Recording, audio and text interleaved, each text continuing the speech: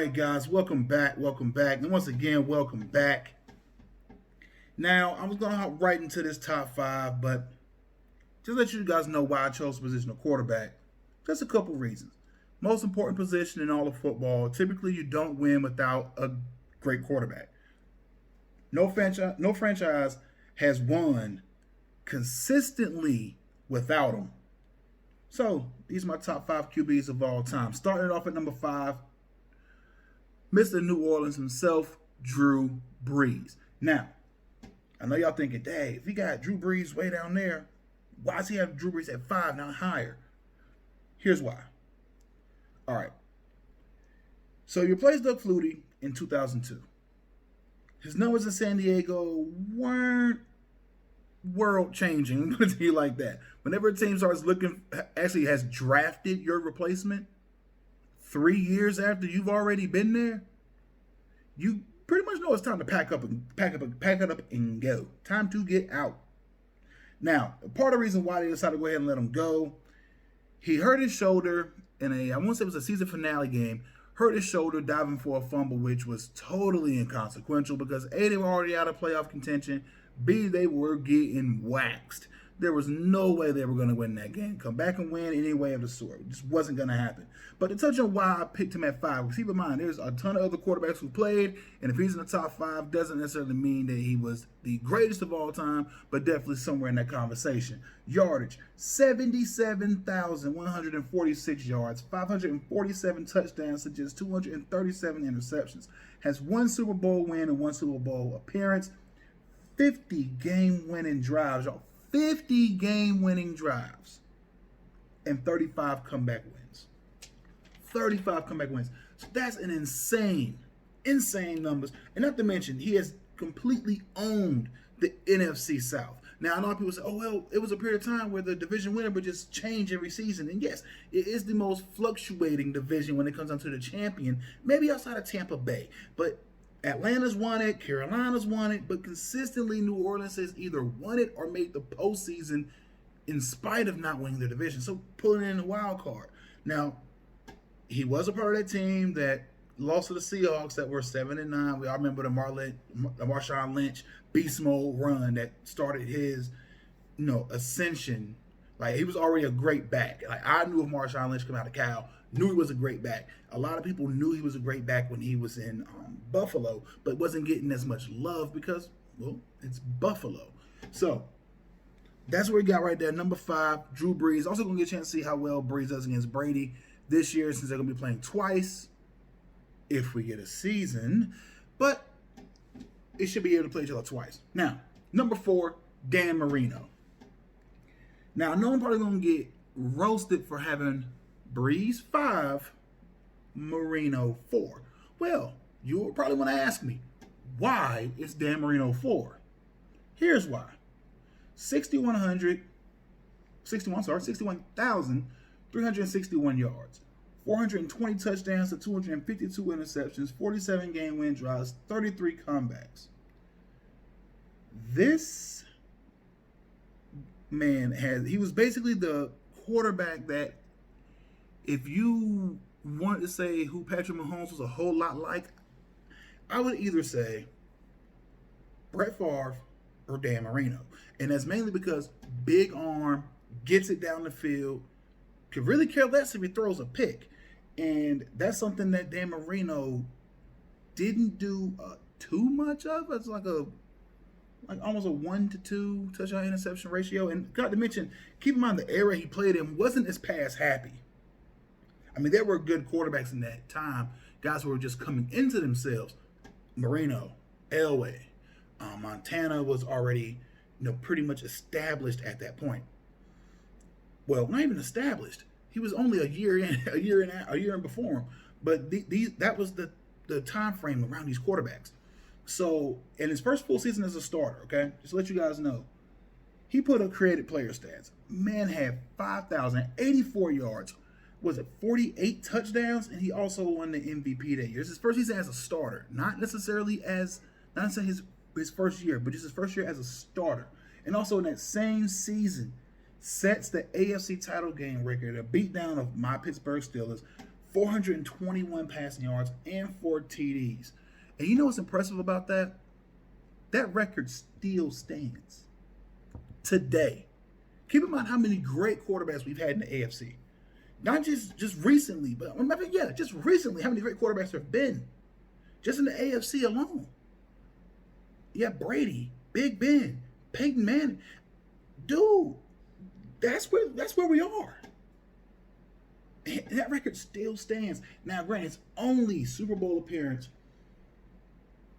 was a Super Bowl 19 loss to the San Francisco 49ers, who just so happened to have another guy on this list. But his greatness didn't necessarily stop that season when he got to the Super Bowl. He also was the first quarterback to throw 30 or more TDs in a season for 3 consecutive years. He threw 48, 30, and 44, respectively. Those seasons were 84, 85, and 86. Now, he never got back to the big game, but even though he did lose that game, lose the Super Bowl, I can sit back and say his career was nothing to not be, proud of. And not to mention, you look at his offense, he didn't have Hall of Fame talent. He didn't have Hall of Famers all over the place. He didn't have a Jerry Rice. He didn't have a Randy Moss. I think one of his receivers at one point was a guy who actually played at my alma mater. He had Oronde Gadsden, but that was for like 2 years, and Oronde was not Hall of Fame. I mean, definitely a great receiver in my eyes. I'm a little biased there. I'm not going to say here a lot to you. I'm extremely biased when it comes to that because he's a Ram. But I can honestly sit here and say he didn't have Hall of Fame talent all around him. He played for a very hapless franchise. They really couldn't, they could button the shirt up, but they were missing something to complete the look, and that was really what wound up happening with the Miami Dolphins in this time period. But moving on, number 3 on this list, guys, Joe Montana. Now, this one was a little bit different for me because he's the only quarterback on this list who didn't throw more than 300 touchdowns in his own career. Did not throw more than 300. Joe Montana threw for 40,000 yards, 273 touchdowns, 139 picks, had 28 game-winning drives, and 26 comebacks. He was a third-round pick in 1982 and was 4 for 4 in Super Bowls. 4 for 4.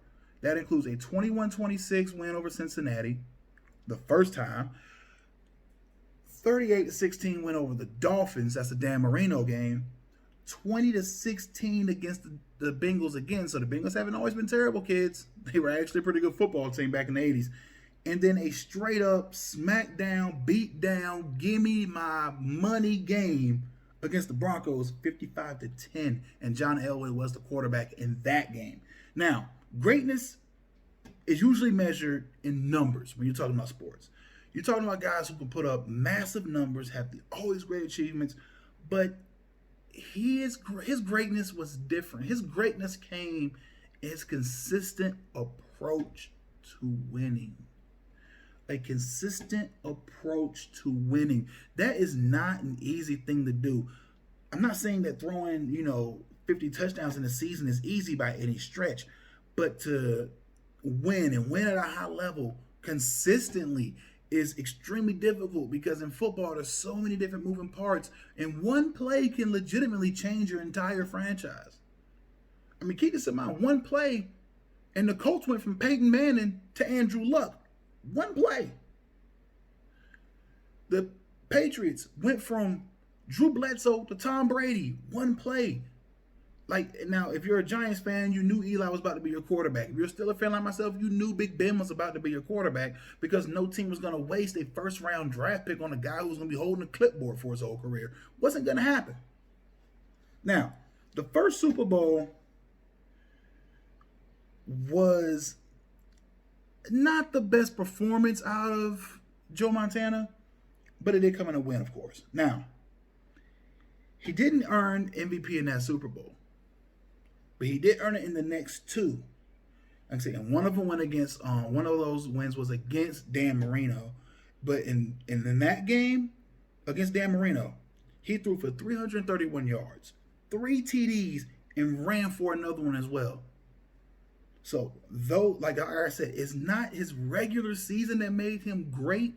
It's his postseason that made him great. And the next one came against Elway, and that was his first one with Jerry Rice. His first one with Jerry Rice. And in that game, Montana tossed 5 touchdowns for 297 yards. Guys, those are Madden numbers. You hear me? Those are video game stats.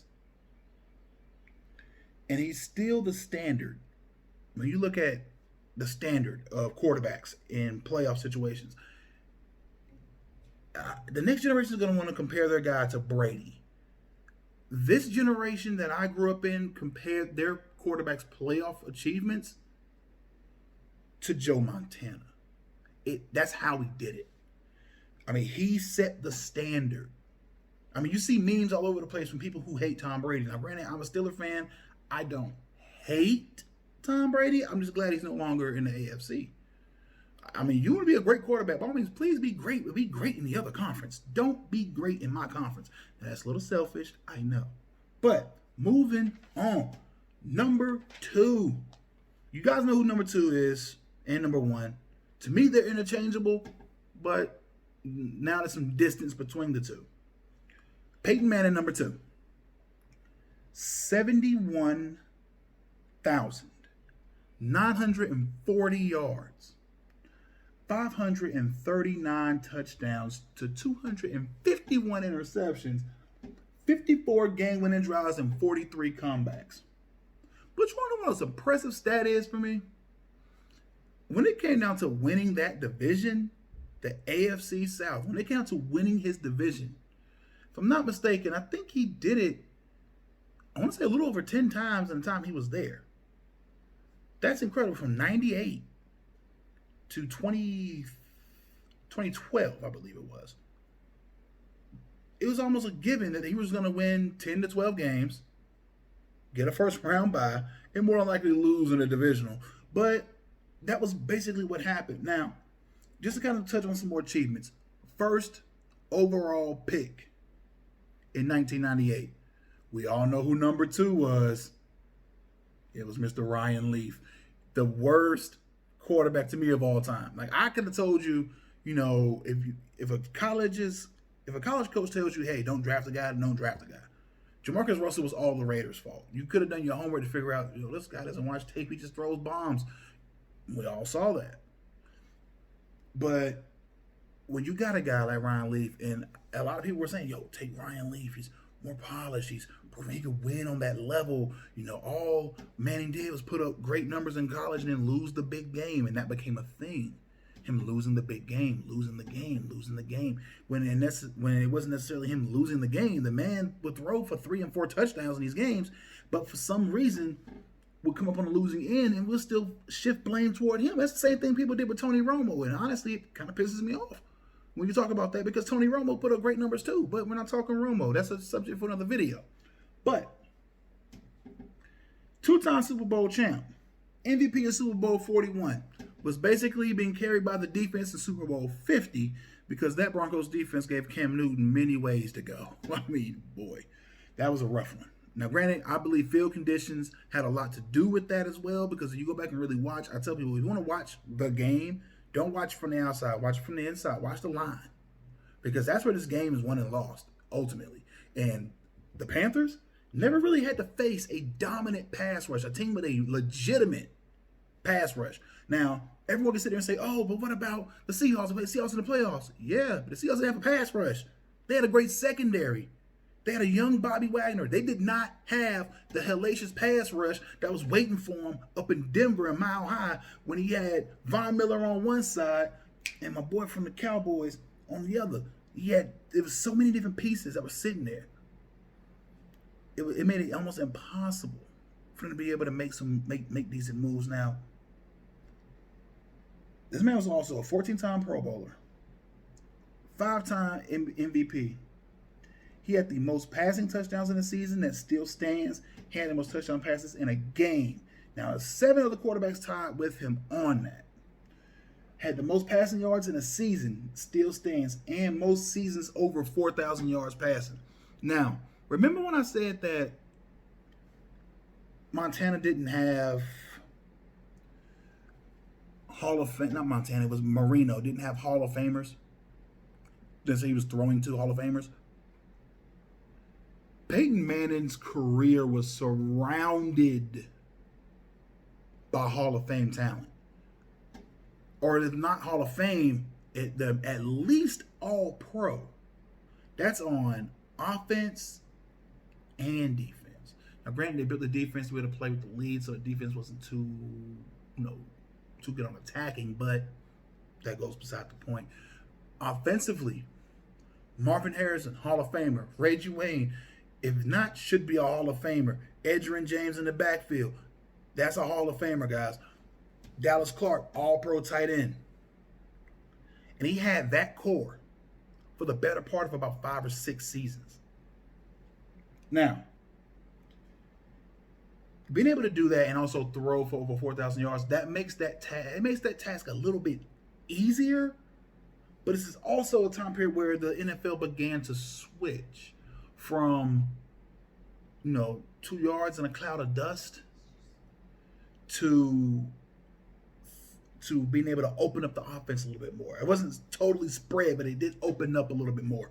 Now, to me, one thing that's always going to have Peyton Manning right there in it consistently, he's the only quarterback to go to multiple Super Bowls with more than one franchise. He went to 2 with the Colts, 1 a win, 1 a loss, and 2 with the Broncos, 1 a win, and 1 a smackdown. Now, the number and the moment you've all been waiting for with little to no expectation whatsoever. Number 1, TB12, most famous 6th-round draft pick in NFL history, Tom Brady. The story of Tom Brady is the most popular story in sports. It's up there with LeBron and his ascension, and I'll probably throw it right up there with Tiger Woods, his early dominance, and Michael Jordan and his consistent dominance. So you take those 3 athletes, ball them up, make like a nice little powder out of it, put it into a pot, stir it, and the end result's going to be Tom Brady.